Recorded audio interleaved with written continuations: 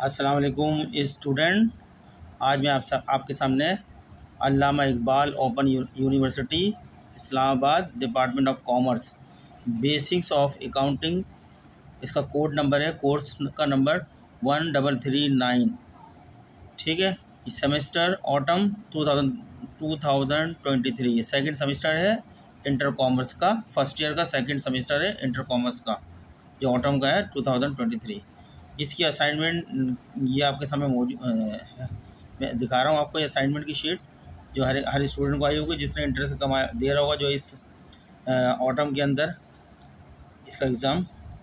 तो ये semester number 2 का है, इसका कोर्स नंबर है 1339। इसके 5 सवाल असाइनमेंट के आए हैं। अकाउंटिंग का पेपर है ये। तो ये मैंने सॉल्व किया है, अभी आपको दिखाता हूँ।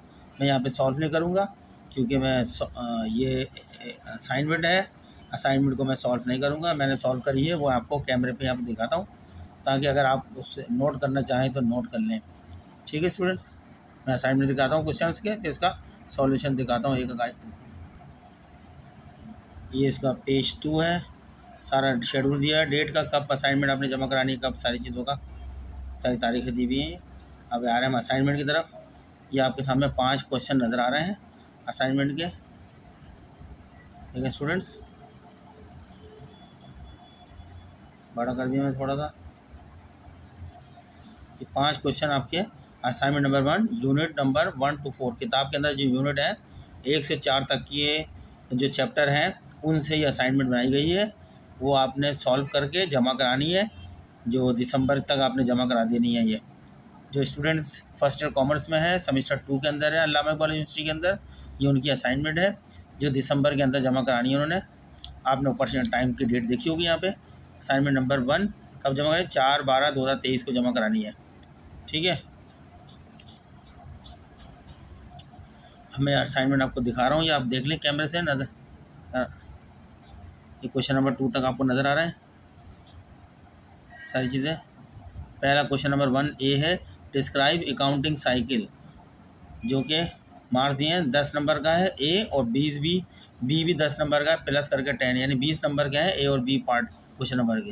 बी में explain the difference between accounting and book keeping, accounting और बुक कीपिंग के दरमियान में क्या फ़र्क है वो बयान करें। पहले में बयान करना है अकाउंटिंग साइकिल क्या होती है, यानी ट्रांजेक्शन शुरू होती है अकाउंटिंग साइकिल, और आखिर में पोस्ट क्लोजिंग ट्रायल बैलेंस से जाके ख़त्म होती है।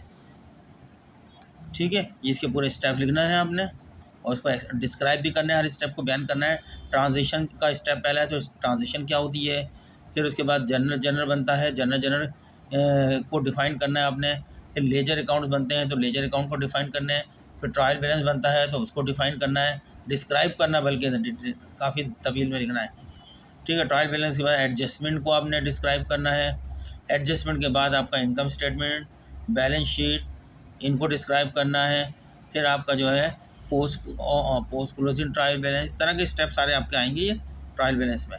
बी के अंदर आपका explain the difference between accounting and book keeping, accounting और बुक कीपिंग के दरमियान में फ़र्क बयान करें। आपको पता है कि इनिशियल स्टेज पे जो हम बेसिक बिल्कुल ट्रांजेक्शन को जिस वक्त रिकॉर्ड कर रहे होते हैं, ट्रायल बैलेंस तक जो हमारा काम कर रहा होता है वो बुक कीपिंग होती है।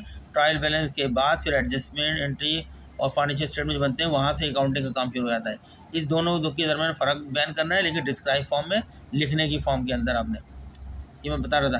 क्वेश्चन नंबर 2 के अंदर क्या है, डिफाइन दी फॉलोइंग की टर्म्स, अहम टर्म दिए, इस तरह दिए हैं अकाउंटिंग की, कुछ उनको क्या बयान करो। नंबर 1 में दिया है डेटर्स, या दूसरा नाम उसका है अकाउंट रिसीवेबल, यानी वो पैसा जो कारोबार ने कस्टमरों से वसूल करना है उसको डेटर्स कहते हैं या अकाउंट रिसीवेबल कहते हैं, यह आपने डिस्क्राइब करना है।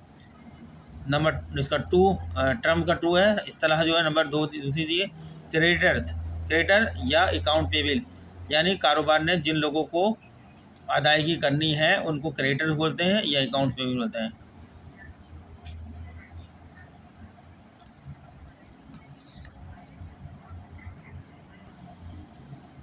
थर्ड टर्म है इसकी सेल्स एंड परचेज, सेल्स और परचेज को जो है डिस्क्राइब करना है अपने यहाँ पे टर्म को। दोनों ही मर्चेंडाइज होती हैं, जब खरीदी जाती है मर्चेंडाइज तो उसको परचेज से रिकॉर्ड करते हैं अकाउंटिंग बुक में, और जब ये परचेज तो कॉस्ट बन जाती है, जब इस मर्चेंडाइज को हम सेल करते हैं तो हम सेल से रिकॉर्ड करते हैं। दोनों ही साइड मर्चेंडाइज ख़रीदते वक्त हम परचेज रिकॉर्ड करते हैं, बेचते वक्त हम सेल्स रिकॉर्ड करते हैं।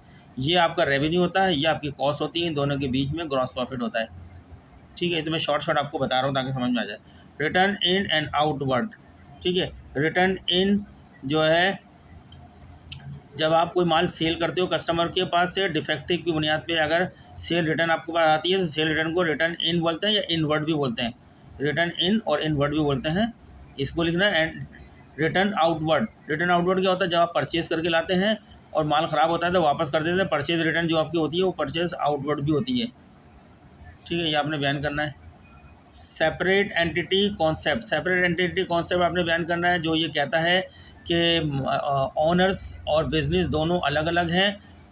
ठीक है, कारोबार का हिसाब किताब जो लिखा जाएगा कारोबार से मुताबिक चीज़ों को रेलिवेंट लिखा जाएगा, और जो ऑनर्स के पर्सनल मामला हैं वो सेपरेट किए जाएंगे। कारोबार से ऑनर के सेपरेट दोनों मामला को एक साथ नहीं कहेगा, दोनों अलग अलग एंटिटी हैं।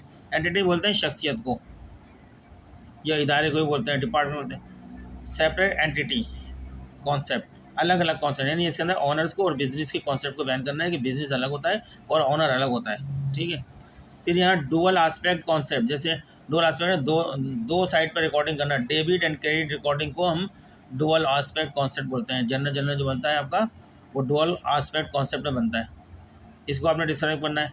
नेक्स्ट हमें बिजनेस एंड प्रोपाइटर, यानी कारोबार में पैसा लगाने वाला जो कारोबार कर रहा होता है और जो कारोबार होता है, इनको डिफाइन करना है। आपको पता है कारोबार जो है 3 किस्म की नौइयत के होते हैं। एक तो होता है सोल प्रोप्राइटरशिप का होता है, एक होता है बिजनेस ऑर्गेनाइज पार्टनरशिप होता है, और दूसरा आपका कंपनी होती है, जॉइंट स्टॉक कंपनीज होती हैं। ठीक है, और इनको चलाने वाले जो होते हैं, जो इनको इन्वेस्ट स्टार्ट करते हैं, वो प्रोप्राइटर होते हैं, जिसको इन्वेस्टर भी बोलते हैं प्रोप्राइटर को। ठीक है, जो पैसा प्रोवाइड करते हैं कारोबार के अंदर। और अगर सोल प्रोप्राइटरशिप का बिजनेस है तो एक ही आदमी तमाम नफ़े नुकसान का मालिक होगा, तमाम पैसा उसी का होगा, डूबेगा तो उसी का होगा। और अगर शराकतदारी का है तो कम से कम 2 और ज़्यादा 20 से ज़्यादा नहीं हो सकते, वो उसके मालिक होंगे। अगर कंपनी है जॉइंट स्टॉक कंपनी, तो शेयर होल्डर मालिक होते हैं। इस तरह बिजनेस को इनको बयान करना है। ये क्वेश्चन नंबर 2 तक मैंने एक्सप्लेन कर दिया है। Question number 3, the following transaction relate to the business of Majid. दर्ज ये मंदर झेल ट्रांजेक्शन दी है, लेन देन दिया कारोबार का, जो माजिद के कारोबार से रिलेट करता है, ताल्लुक़ रखता है। ठीक है, इसमें फरवरी 1 को 2019 को ट्रांजेक्शन दी है। पहली he started a business with cash rupees 2,50,000 रुपये एंड गुड्स वर्थ रुपीज़ 1,52,000। इसने माजिद जो ऑनर है, माजिद ने कारोबार शुरू किया है 1 फरवरी 2019 को। इसने जो है 2,50,000 तो इसने कैश दिया है कारोबार को, और कुछ मर्चेंडाइज़ दी है, जो कि ओपनिंग स्टॉक होगा 1,52,000 रुपये की। मर्चेंडाइज़ 1,52,000 रुपये की दी है इसने। ठीक है, जिसके कारोबार बेचेगा, फिर ये आपकी मर्चेंडाइज है, जो कि जब अकाउंटिंग में रिकॉर्ड की जाएगी परचेज़ के नाम से रिकॉर्ड की जाएगी। 3 फरवरी, फिर ये फरवरी 7, ये सारी ट्रांजेक्शन है। ही सोल्ड गुड, में डेट नहीं पढ़ रहा यहाँ पे। ही sold goods from ₹10,500 on cash, उसने सामान बेचा है 10,500 रुपये का कैश में। नेक्स्ट ट्रांजेक्शन है he sold gold for ₹7,315 to Ahmad on credit basis. इसने अहमद को जो है 7,315 का गोल्ड बेचा है, गोल्ड इक्विपमेंट है। ठीक है, फिर इसने receive cash from Ahmad ₹7,200 and allowed discount ₹115 का डिस्काउंट दिया है। ठीक है, इसने सेल की थी, दोनों को मिला लो तो सेल की अमाउंट आ जाएगा 7,200 और 115 सेल का अमाउंट आ जाएगा। अकाउंट रिसीवेबल इन दोनों को मिला के इतना था। अब क्या हुआ, अकाउंट मिला इसको 7,200 मिले, और डेबिट हो जाएगा डिस्काउंट एक्सपेंस इतना हो जाएगा, और सेल्स और अकाउंट रिसीवेबल जो है दोनों के टोटल से क्रेडिट हो जाएगा। ये paid wage ₹700, salaries ₹500 and business miscellaneous expenses of the business ₹850। ये आपको नज़र आ रही हैं। ठीक है, तो मैं टाइम ज़ाया नहीं कर रहा, पढ़ के आपको बिल्कुल नज़र आ रही है, आप पढ़ लें। रिक्वायरमेंट का है जनरलाइज दिस ट्रांजेक्शन, इन ट्रांजेक्शन को जनरल करें, जनरल में रिकॉर्ड करें। फिर कहा है कि नंबर 2 में post them into ledger account, फिर टी अकाउंट बनाए और टी अकाउंट के अंदर इनको पोस्ट करें। तीसरे में कहा है प्रीपेड ट्रायल बैलेंस, फिर जो टी अकाउंट के बैलेंस आएंगे उन बैलेंसेस को ट्रायल एक शीट बनाएं डेबिट क्रेडिट की, जो डेबिट में बैलेंस है डेबिट में जाएगा, क्रेडिट में उनको टोटल करें, दोनों साइड बराबर आती हैं तो वो ट्रायल बैलेंस हो जाएगा। तो क्वेश्चन नंबर 3, क्वेश्चन नंबर 4 आपके सामने। ए पे पार्ट में कहा है डिफाइंड जनरल क्या होता है, इसको बयान इसको की तारीफ़ करें। What is mean by entry. Entry से क्या मतलब है, इसको बयान करें। एक्सप्लेन विद 3 एग्जाम्पल, हर एक में 3 एग्जाम्पल भी दें साथ में। इसका क्वेश्चन नंबर 4 का बी पार्ट है, व्हाट इज़ बैंक। बैंक क्या होता है, describe the features of passbook and cash book. Bank passbook के की क्या खसूसियत होती हैं और कैश बुक की क्या खसूसियत है, इन दोनों के फीचर बयान करने हैं। पासबुक वो होती है जो बैंक के पास होती है, और कैश बुक होती है जो आप मेंटेन करते हैं। बैंक, ठीक है, बैंक जो रिकॉर्ड मेंटेन कर रहा होता है वो पासबुक में कर रहा होता है, आप जो मेंटेन कर रहे हो कैश बुक में कर रहे होते हैं। और जो बैंक के पास से आता है वो बैंक स्टेटमेंट होता है, दोनों तक उससे अपने रिकॉर्ड सही कर लेते हैं। क्वेश्चन नंबर 5 है, लास्ट क्वेश्चन है इस असाइनमेंट का, ठीक है। Akram sold goods to Khalid worth ₹500,000। Akram ने 5 लाख रुपए की खालिद को चीज़ें बेची हैं। He drew a bill on Khalid for ₹5 lakh रुपए का, उसने खालिद के नाम 5 लाख रुपए का बिल बना दिया है, यानी बिल एक्सचेंज का सवाल है ये। ऑन द सेम डेट, उसी तारीख को, पे बिल आफ्टर 3 मंथ, उस तारीख से 3 महीने के बाद ड्यू हो जाएगी पेमेंट। Khalid accepted the bill and return it to Akram. Khalid ने उसको साइन करा परचेजर ने, और अकरम को सेलर को वापस कर दिया। On the due date bill was dishonour, और जब तारीख आई 3 महीने के बाद तो देने से इनकार कर दिया उसने, ठीक है, खालिद ने इनकार कर दिया देने से। तो ये डिसऑनर हो गया, चेक जब पेमेंट नहीं मिली वो बिल जो है डिसऑनर हो गया। यहाँ तक कि डिसऑनर तक की एंट्रियाँ पास करनी है। रिक्वायरमेंट क्या है, पास journal entries in book of Akram and Khalid. ये मैंने आपके सामने 5 क्वेश्चन पढ़ दिए हैं असाइनमेंट नंबर 1 के। अब मैं इसकी सॉल्यूशन सिर्फ दिखाऊंगा, सॉल्व कैसे करा है नहीं बताऊंगा ये, ठीक है, वो आप खुद करें, उसको आपने छापना ही है। चलते हैं असाइनमेंट दिखाते हैं जो मैंने सॉल्व करा है। सवाल आपने पढ़ ली है। चलें, क्वेश्चन नंबर 1 ए पार्ट, डिस्क्राइब अकाउंटिंग साइकिल। ये आंसर ए का आंसर मैंने ये हम बयान कर रहे हैं पूरी अकाउंटिंग साइकिल यहाँ पर। The accounting cycle is a series of steps that a company follows to record, analyze, and report its financial transaction. Full stop. It typically includes the following steps: colon. अब ये मैंने steps लिखे हैं इनके। Accounting cycle पहला step है identifying transaction. पहले transaction को आइडेंटिफाई करो। अब इसके बारे में मैंने डिस्क्राइब किया है, उन्होंने कहा डिस्क्राइब करें। This is where financial transactions are initially recognised and commented, full stop. This initial step involve identifying and recognising all financial transaction within a business, full stop. This includes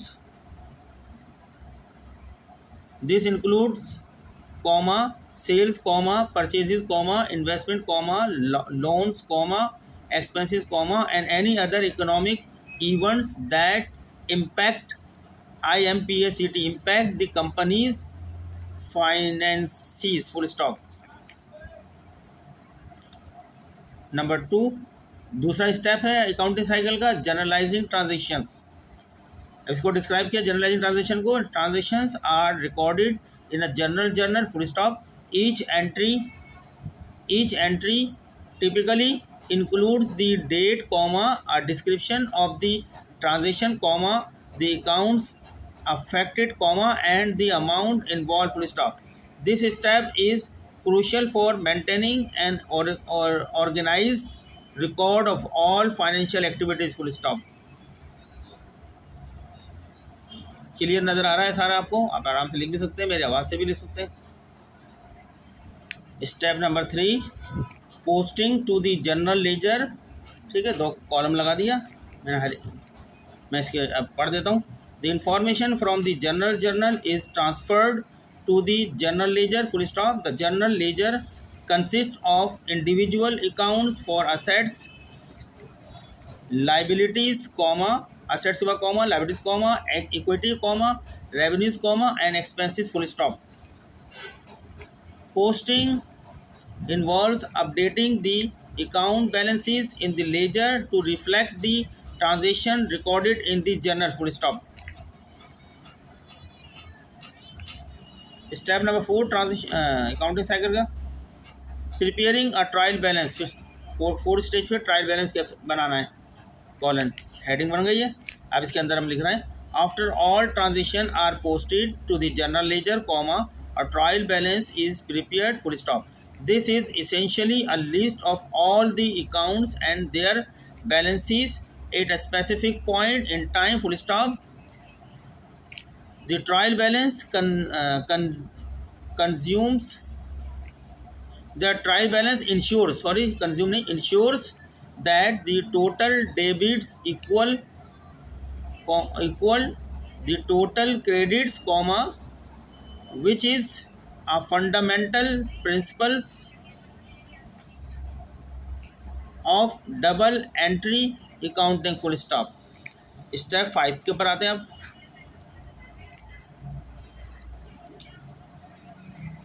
step 5, adjusting entries, colon लगा दिया. Adjustments are made for items like depreciation, comma, prepayments, comma, and accruals to ensure that the financial statements reflect the company's financial position accurately, full stop. Step number 6, preparing financial statements, colon. The adjusted trial balance is used to create the company's financial statements, full stop. The primary financial statements are the income statement, bracket में लिखा है which shows revenues and expenses, comma, bracket बंद हो गया, comma, the balance sheet, फिर bracket शुरू करा, which displays assets, comma, liabilities, comma, and equity, फिर ब्रैकेट बंद करा, comma, and the cash flow statement, फिर ब्रैकेट में which details cash inflows and outflows, bracket लगाया, full stop. This statement provide valuable insights into a company's financial performance and position, full stop. Number 7, closing entries, colon लगा दी heading. At the end of the accounting period, comma, temporary accounts like revenue, comma, expenses, comma, and dividend accounts are closed, full stop. Closing entries involve transferring their balances to the retained earnings account, comma, which is a part of the owner's equity, full stop. This process resets the temporary accounts for the tax accounting period, full stop. Number 3, post closing trial balance, step number 8. Step number 8 है ये accounting cycle का. Post closing trial balance, after closing entries are made, comma, a post closing trial balance is prepared, full stop. This trial balance only includes permanent, यानी bracket में balance sheet जिसको बोलते हैं, accounts as the temporary accounts have been close, full stop. The purpose is to verify that all temporary accounts have a zero balance, full comma, and the permanent accounts reflect the correct ending balance, full stop. Step number 9, reversing entries, यानी ये optional है, आप लिखना चाहें तो, वरना तो यहीं पे एंड हो सकते हैं, ये ऑप्शनल है. चलिए, some companies use reversing entries at the beginning of the new accounting period, comma, particularly for accruals, full stop. Reversing entries can simplify the recording of certain transactions